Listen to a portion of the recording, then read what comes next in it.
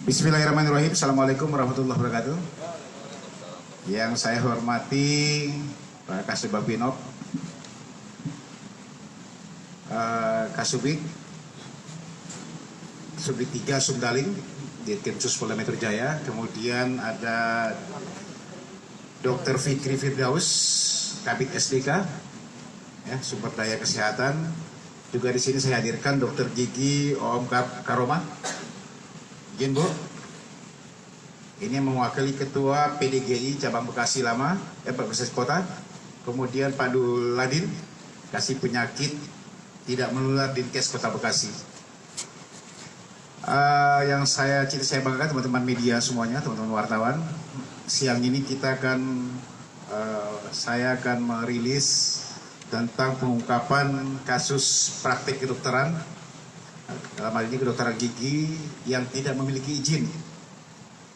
Ini adalah keberhasilan dari Subdit 3 Sumdaling, Krimsus Polda Metro Jaya yang telah berhasil mengungkap adanya percobaan praktek, ya, adanya praktek kedokteran gigi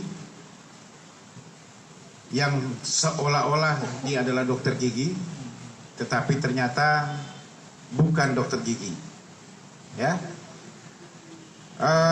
Ini waktu kejadian sekitar hari Selasa kemarin, tanggal 4 Agustus, tepatnya di klinik Anthony Dental Care di Jalan Timur di Perumnas Bekasi Timur, Kota Bekasi.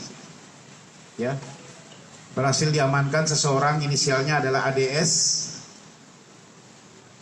Ya, inisialnya adalah ADS. Dia selaku pemilik sekaligus sebagai dokter di klinik Anthony Dental Care ini, ya, mengaku sebagai dokter klinik dokter gigi. Barang bukti yang berhasil kita amankan, mungkin teman-teman bisa lihat sendiri, ini adalah peralatan-peralatan praktek gigi, ya, dokter gigi, termasuk obat-obatan dan juga macam-macam gigi yang sudah berhasil kita amankan. Ini berawal dari adanya laporan masyarakat sekitar bulan Juli yang lalu, ya, laporan masyarakat bahwa ada seseorang membuka praktik dental care atau praktik gigi dan mengaku seorang dokter di TKP di daerah Bekasi, yang kemudian anggota melakukan surveillance, ya, melakukan penyelidikan. Bahkan terakhir sekitar 4 Agustus yang lalu menyamar sebagai pasien, ya, untuk membersihkan karang gigi di tempat klinik tersebut, ya. Dan memang menemukan tersangka ADS, kemudian bersama-sama dengan tim, ya, melakukan langsung penggeledahan dan penangkapan terhadap yang bersangkutan untuk dicek langsung. Ternyata memang betul yang bersangkutan ini bukanlah seorang dokter, tetapi pernah bekerja sebagai asisten dokter gigi. Ini pengakuannya. Dia lama bekerja sebagai asisten dokter gigi dan itu masih berlangsung. Jadi dia membuka praktek juga tapi masih kerja sebagai asisten dokter gigi. Praktek ini sudah dilakukan sekitar kurang lebih 2 tahun. Ya, dari sejak tahun 2018 yang lalu. Memang tidak dibuka di situ pelang untuk ininya, prakteknya, tetapi dia menggunakan sosialisasi mencari pelanggan ini melalui media sosial yang ada. Ya. Dia melalui media sosial dan juga dari teman-teman dekat, barang siapa yang mau berobat datang ke tempatnya. Tarif yang dia terima, ya, satu hari dia bisa mendapat sekitar 300 sampai 400 bahkan 500 ribu tergantung banyaknya pasien untuk pembersihan karang gigi maupun juga tambal gigi atau kegiatan tindakan penyakit yang dalam hal ini penyakit gigi yang diderita oleh pasien, ya. Jadi sudah banyak praktek yang digunakan, yang dilakukan adalah termasuk mencabut gigi, menyuntik anestesia gigi, juga menjahit busi pasca dicabut gigi, ya. Yang kesemuanya yang bersangkutan ini tidak memiliki spesifikasi sebagai dokter gigi, tetapi karena pernah ikut sebagai asisten dokter gigi, dia belajar dari situ. Itu pengakuannya. Ya, termasuk peralatan-peralatan ini dia beli sendiri juga, dia beli bekas katanya. Kemudian dia buka praktek di rumahnya. Ya. Yang bersangkutan dalam hal ini nanti akan saya kasih waktu untuk teman-teman dari Persatuan Dokter Gigi dan juga dari Dinas Kesehatan dari Bekasi. Ya. Pasal dipersangkakan di sini adalah pasal 77, itu pasal 73, dan atau pasal 78 di Undang-Undang RI nomor 29 tahun 2004 tentang praktek kedokteran, dengan ancaman paling lama 5 tahun penjara, dendanya 150 juta rupiah. Kemudian ada juga di pasal 78, ya, dan atau pasal 76, pasal 36, ini sama, penjara paling lama 5 tahun penjara dan denda sekitar 150 juta. Ini ancaman hukuman yang akan diberikan. Satu saja, saya mungkin sebagai penutup, saya mungkin sambil menghimbau lah kepada masyarakat, ya, karena korbannya ini juga cukup banyak. Kalau kita hitung sejak tahun 2018 yang lalu, mereka yang bersangkutan ini ada di sini membuka praktek, ya, dan kita bisa hitung kalau satu hari bisa menghasilkan sekitar 300 sampai 400 ribu, ya, bisa dikalikan cukup besar. Ini bisa merugikan sebenarnya konsumen, dalam hal ini masyarakat yang tidak mengerti. Kami mengharapkan bahwa masyarakat betul-betul berhati-hati dalam memilih layanan kesehatan, ya, dengan bisa memastikan betul, ya, dokter-dokter mana yang dipilih, ya, apakah memang sudah memiliki surat tanda registrasi atau surat izin praktek yang paling utama. Ya. Kita ketahui juga tersangka ini membuka praktek tanpa menghadirkan pelang, ya, atau memasang pelang di situ. Harusnya masyarakat sudah bisa lebih mengerti lah, lebih peka di sini. Ya, ini harapan kita, himbauan saya. Ini pembuka pertama, nanti silakan kita sambil berjalan kita tanya jawab. Tapi saya serahkan dulu ke dokter kesehatan dari Kota Bekasi. Silakan. Bismillahirrahmanirrahim. Assalamualaikum warahmatullahi wabarakatuh. Selamat siang. Salam sejahtera untuk kita semua. Kami dari Dinas Kesehatan berterima kasih kepada Polda Metro yang telah bekerjasama dengan kami dalam pengungkapan hal ini. Kami mendapat laporan melalui WA dari perhimpunan baik dokter gigi maupun terapi gigi. Dari tanggal 25 Februari tanggal 25 Juli kita mendapat laporan pada hari Sabtu pagi. Kemudian dari Dinas Kesehatan mengambil sikap, kami menginstruksikan untuk Puskesmas turun ke lapangan melakukan pembinaan.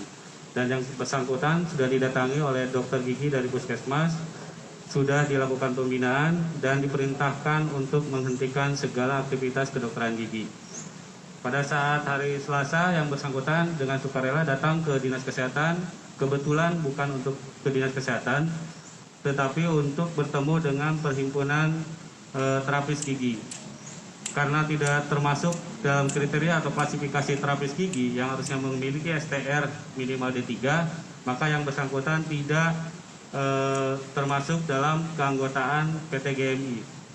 Dan selanjutnya pada hari Selasa tanggal 4 Agustus kami dihubungi, ternyata terlaporkan bahwa yang bersangkutan masih melakukan praktek. Jadi pada saat itu kami melakukan kunjungan bersama dengan dari Krimsus Polda Metro Jaya. Mungkin itu yang bisa kami sampaikan. Terima kasih. Oke, terima kasih Pak. Mungkin ada yang bisa Bu?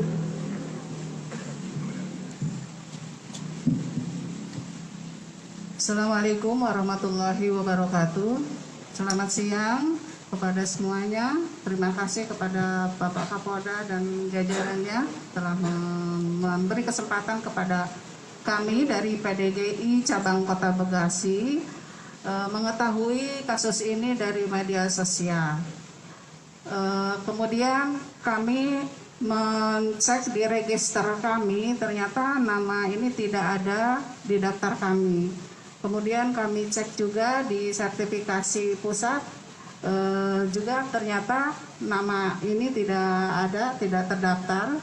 Kemudian tindakan kami melapor ke Dinas Kesehatan bahwa ini bukan anggota kami. Ya, sebatas kewenangan kami, begitu kami melaporkan ke Dinas Kesehatan dan Dinas Kesehatan yang menindaklanjuti. Terima kasih, Pak. Terima kasih, Bu. Jadi sekali lagi saya pertegas saja bahwa yang bersangkutan ADS ini tidak memiliki sama sekali atau tidak pernah berkuliah di Fakultas Dokter Gigi dan bukan dokter gigi. Membuka praktek ya tanpa ada izin ya. Tanpa ada izin praktek dari dokter gigi atau dari PDGI, Bu ya. Harusnya kan izin ya PDGI. Ini tidak ada sama sekali. Yang bersangkutan memang pernah dan masih bekerja sebagai asisten di salah satu dokter gigi ya, atau klinik dokter gigi yang ada, sehingga dia belajar dari sana untuk melakukan.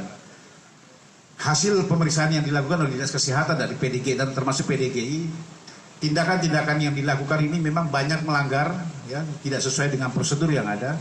Contoh saja, pada saat pengangkatan gigi geraham yang seharusnya memang melalui ronsen ya, biasanya ronsen ya, tapi yang bersangkutan tidak memiliki ronsen, langsung saja dilakukan praktek, ya. Ini yang mengakibatkan konsumennya merasa dirugikan. Nah, ini contoh satu. Ini mungkin yang perlu saya sampaikan teman-teman semuanya. Silakan, ada yang mau ditanyakan? Pak, pendidikan terakhir dari si pelaku apa Pak? Terus kemudian pendidikan terakhir. Yang kedua, korban ini di korban, adakah korban selain yang terakhir itu aja kemudian punya ekses apa efek samping atau kelanjutan penyakitnya jadi makin parah dan sebagainya Pak? Yang bersangkutan memang lulusan SMK, ya. Kita masih mendalami, tetapi ada salah satu memang disampaikan tadi, yang saya sampaikan tadi ya. Ada yang geraham, ada pasien yang geraham bungsunya yang tumbuh ini kemudian dilakukan tindakan oleh yang bersangkutan, tetapi tidak melalui prosedur sehingga bersangkutan merasa dirugikan, ya. Prosedurnya seperti apa? Biasanya kan memang menurut ahlinya bahwa tindakan awalnya harus dengan melakukan ronsen dulu. Kita di ronsen dulu, ya kita sudah sering juga banyak juga sebagai pasien. Baru dilakukan tindakan, apa hasil dari ronsen baru kita bisa dilakukan tindakan. Tapi karena memang yang bersangkutan ini tidak memiliki ronsen ya, tidak ada ya, tidak ada sama sekali. Tapi yang dia lakukan adalah tindakan. Tindakan ini mengakibatkan hasilnya yang tidak maksimal sehingga korban merasa dirugikan. Ini contoh satu. Ya, oke, silakan yang lain. Pak Kabit. Ya Pak Kabit. Pertanyaan saya bukan kepada mungkin ke apa ya Dinas Kesehatan dan Persatuan Dokter Gigi Indonesia ya. Sekarang ini saya lihat banyak sekali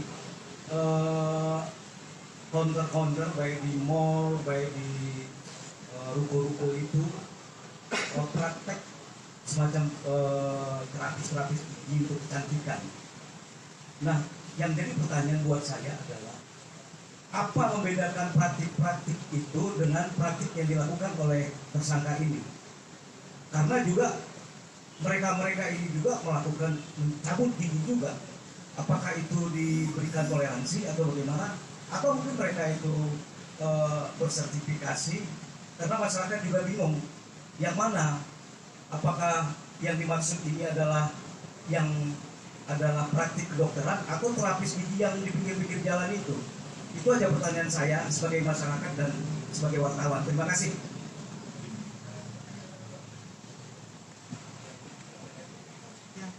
Terima kasih Bapak, pertanyaan yang bagus. Mungkin untuk diketahui oleh masyarakat, jika kita ingin berobat atau datang ke praktek dokter gigi, pertama yang harus kita lihat adalah apakah mereka punya pelang. Biasanya di dalam pelang itu ada dicantumkan SIP, nomor SIP-nya. Kemudian SIP-nya sendiri di dalam ruangan harus dipajang.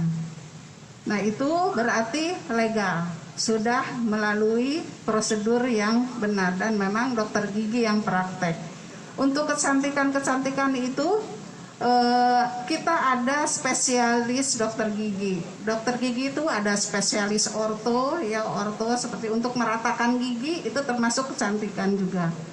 Ada juga spesialis gigi palsu, spesialis khusus gigi palsu ada juga. Jadi gigi ini ada gigi umum, ada gigi spesialis. Nah, ada kewenangannya masing-masing dan semuanya bekerja berdasarkan SOP yang telah disusun oleh kedokteran gigi. Jadi jika sesuai dengan SOP itu adalah aman. Tapi jika tidak sesuai SOP kemungkinan komplikasi. Nah, komplikasi ini yang membahayakan. Karena dokter gigi ada peraturannya untuk bekerja, tidak hanya asal melakukan, tetapi ada prosedurnya, operasional prosedurnya. Tuh. Terima kasih Pak. Itu ortodontik, spesialis, dokter spesialis Pak. Jadi kalau yang di luar dokter tidak boleh melakukan Tidak bisa Pak, karena ada sekolahnya setelah menjadi dokter gigi umum, dia sekolah lagi 3 tahun Pak. Baru dia bisa melakukan praktek ortodontik. Terima kasih. Boleh tambahan Pak? Untuk perizinan di mall atau di tempat-tempat lain, itu kami Dinas Kesehatan tidak serta-merta memberikan izin atas dasar SIP saja. Tetapi ada hal-hal yang lain selain sertifikasi, kemudian alat-alat, kemudian obat-obatan yang harus terlengkapi sesuai dengan badan perizinannya, termasuk IPA dan AMDAL-nya. Jadi kami mengeluarkan pasti sudah terregistrasi administrasinya seperti apa. Jadi itu Pak. Jelas ya? Oke, silakan. Terima kasih Pak Kabit. Ini menarik tadi bahwa terduga pelaku ini masih sebagai asisten dokter kan. Nah, dia ini asisten dokter gigi mana? Itu pertama. Yang kedua, kira-kira sumber alat ini kemarin sejak 2018 yang lalu itu dia beli di mana? Terus ketiga, antara si dokter dengan dia sekarang ini kan masih ada hubungan begitu. Apakah di sini ada pendalaman, ada persaingan bisnis antara keduanya atau bagaimana? Yang ketiga, kira-kira sumber dana dia untuk membuka klinik ini dari mana? Apakah dia meminjam di bank atau memang atas hasil kerjanya dengan dokter gigi? Terima kasih. Terima kasih. Pertanyaannya banyak juga itu. Yang pertama adalah bahwa dia menggunakan modal sendiri. Ini pengakuannya dia. Contoh saja, alat praktik yang besar ini dia beli bekas, ya, bekas yang sudah dipakai lagi oleh klinik, seharga kurang lebih 16 juta ya, 16 juta dia beli, ya, karena banyak dijual kayak bekas kayak gini. Dia menggunakan, dia selama ini dia praktik di rumahnya. Tapi kerjanya memang dia sudah beberapa kali dia pindah-pindah tempat jadi asisten dokter gigi. Bahkan terakhir masih, ya, di sosok dokter. Ya. Jadi itu nggak bisa kita sampaikan di sini kemana. Tapi dia jadi asisten di salah satu klinik juga. Dan sudah beberapa kali pindah tempat. Disitulah dia belajar. Pengakuannya bahwa dia belajar bagaimana penanganan gigi itu dari situ. Tetapi secara resmi bahwa dia yang bersangkutan ini memang bukan dokter, ya. Termasuk perizinan pun tidak ada. Perizinan dari PDGI juga nggak ada, izin praktek juga tidak ada, izin untuk membuka klinik dari PTSP Kota Bekasi pun sama sekali tidak ada. Ya, oke, silakan yang lain. Pak, singkat Pak, dia ngabisin waktu berapa lama untuk belajar mendalami ilmu praktek ini Pak? Dia 2 tahun sudah melakukan praktek seperti ini dari tahun 2018, ya. Tetapi dia bekerja sebelum dia lakukan praktek ini, dia juga memang sudah bekerja di asisten dosen. Dari situlah dia belajar secara otodidak, ya. Belajar secara otodidak, kemudian dia lakukan sendiri di kediamannya, tapi tidak menggunakan pelang, tapi dia mengundang pertama dia melakukan pasien-pasien ini dari teman-temannya, kemudian juga melalui Instagram, Facebook yang ada atau media sosial, bahkan pernah di endorse juga oleh Telegram, ya. kita akan memanggil, ada beberapa selebgram yang ada yang mengendorse yang bersangkutan. Perkenalannya pun melalui media sosial, itu pengakuannya. Oke, silakan. Mau nanya, ini tersangka ini dari hasil pemeriksaan motifnya apa pertama? Kedua, tadi sebut ada untuk suntik gigi kan ada anestesia segala. Itu ditelusurin nggak Pak? Si perlaku ini beli di mana dan ada izinnya nggak sih kalau beli kayak gitu? Terima kasih. Jadi memang betul, gini sementara kita masih terus masih kita dalami juga, ya. Tetapi karena dia memang pernah bekerja sebagai asisten, jadi dia sudah mengetahui lubang-lubangnya di mana tuh bisa beli alat-alat ini, bahan-bahan suntikan ini. Yang pertama tadi apa? Motifnya sampai dengan sekarang adalah memang untuk ekonomi, ya. Dia berani dengan modal ini untuk bisa mendapat keuntungan.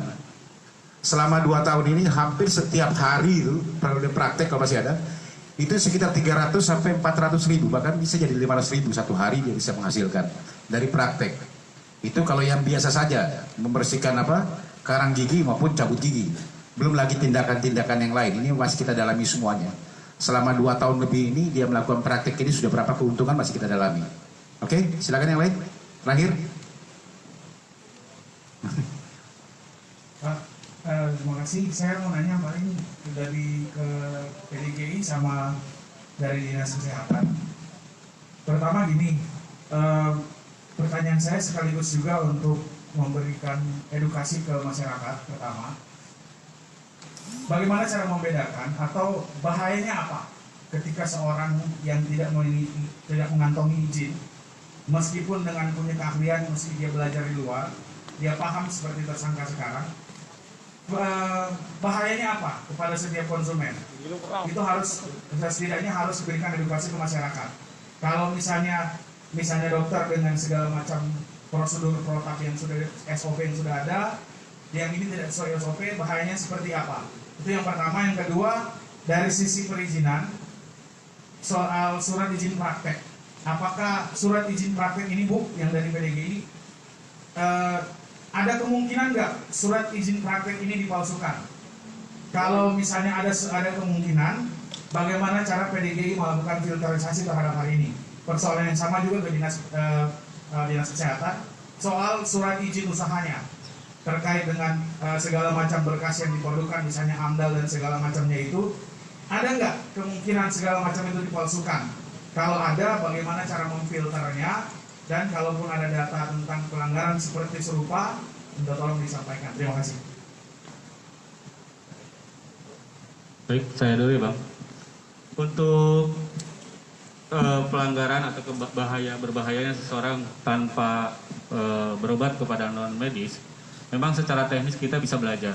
Tetapi secara dosis pekerjaan obat antara obat satu dengan obat yang lain bisa bekerja di mana, mematikan apa, itu yang akan menjadikan dampak terhadap orang tersebut, individual tersebut.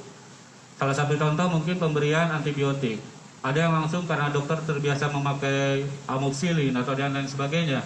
Tiba-tiba dari dokter tersebut karena terbiasa melihat memakai cefotaxim dan lain golongannya lebih tinggi, dan itu tidak akan lagi mempan menggunakan obat-obat di bawah itu. Itu yang pertama, resistensi kuman. Yang kedua,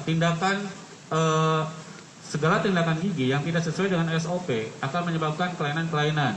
Bisa ke saraf jantung, bisa ke saraf patahnya mandibula, angus mandibula, apalagi tadi saya baca ada yang di daerah geraham, itu sangat berbahaya sekali. Kemudian penambahan antara dosis-dosis pencampuran bahan kimia untuk pembentukan gigi mungkin seperti itu. Ini juga akan lebih berbahaya. Kemudian pencabutan, saya kemarin melihat tidak ada adanya vital sign, artinya pemeriksaan awal secara fisik apa, tekanan darahnya berapa. Kemudian kalau pencabutan biasanya disertakan juga ada gula atau tidak. Kalau itu dilakukan tanpa adanya SOP yang benar, ketika berhasil dicabut, tapi ternyata ada gula, busuk mulutnya. Itu seperti itu untuk kelainannya. Kemudian kalau perizinan, segala sesuatu pasti akan ada potensi seperti itu. Kami dari Kota Bekasi sudah melakukan satu pintu melalui PTSP. Untuk SIP itu melalui silat. Ada namanya aplikasi silat yang diakses oleh seluruh profesi, dan di situ harus menyertakan yang pertama adalah surat rekomendasi dari profesi sendiri. Jadi ketika itu kemudian akan digabungkan dengan STR itu untuk dokter dan tenaga medis lainnya hanya dimiliki 3. Itu harus disertakan cap aslinya, disertakan. Jadi kami tidak akan menerima fotokopian atau scanner yang hasil dari STR tersebut. Jadi kami ada STR asli yang diberikan oleh KKI berupa stempel basah dan itu terregistrasi secara resmi. Untuk AMDAL dan lain sebagainya itu adalah pihak lain, ya. Tapi kami akan selalu berkoordinasi dalam hal pembangunan klinik, perizinan dan lainnya melalui koordinator dari PTSP itu sendiri. Gitu, Bang. Terima kasih. Dari PDGI meluruskan bahwa PDGI tidak memberikan izin, ya, tapi yang memberikan izin adalah Dinas Kesehatan dan Pemda. Kami memberikan rekomendasi, di mana rekomendasi tersebut kami harus memenuhi persyaratan apakah dia punya ijazah, punya sertifikat kompetensi, atau memiliki dan STR. Nah, jika ada itu berarti benar dokter gigi, dan kami memberikan rekomendasi untuk itu dan juga kelakuan baik tentu ya. Ya, terima kasih Pak. Oke, cukup. Oh Pak, Terakhir. Gini, Jadi seru. Pak Kabit, tadi dikatakan bahwa ini usahanya tergolong dari faktor ekonominya, kemampuan untuk buka usaha. Kalau dari alasan tersangka sendiri dengan modal yang dia punya, kenapa dia tidak melakukan pendidikan gitu untuk menjadi seorang dokter? Dan yang kedua, dari setiap pasien itu apa pernah ada komplain, Pak? Gitu ya. Oke, yang pertama sudah saya tanyakan, memang betul cita-citanya dulu memang pengen jadi dokter, ya. Tetapi yang namanya jadi dokter kan nggak mudah juga, ya, harus melalui ujian dan itu tidak lulus. Mentok-mentoknya dia jadi cukup di SMK saja untuk di perawatan, ya. Yang kedua tadi apa? Tadi sudah saya sampaikan, salah satunya adalah adanya komplain, ya, dari seseorang pasien. Inisialnya adalah RSD, ya. Dia asal Bekasi, dia komplain. Contoh pada saat pencabutan geraham bungsu yang tumbuh, ya tadi disampaikan juga, ya. Itu harus melalui SOP, harus melalui tahapan-tahapan dulu. Tapi semua tidak dilewati tahapan yang bersangkutan, tanpa melalui tahapan-tahapan langsung main cabut saja. Ya, termasuk juga veneer yang baru dipasang oleh tersangka ini pada pasien RSD ini juga lepas, ya. Jadi ada veneer yang dipasang kepada korban ini, ya, ini lepas, ya. Ini menimbulkan lubang pada giginya. Itu yang dia komplain terhadap tindakan dilakukan oleh tersangka DS. Itu contoh. Masih banyak yang lain. Kita masih menunggu juga. Mudah-mudahan ini juga jadi informasi buat yang lain yang pernah jadi pasien daripada tersangka ini. Silakan mengadukan ke sini. Terima kasih teman-teman semuanya. Cukup. Assalamualaikum warahmatullahi wabarakatuh.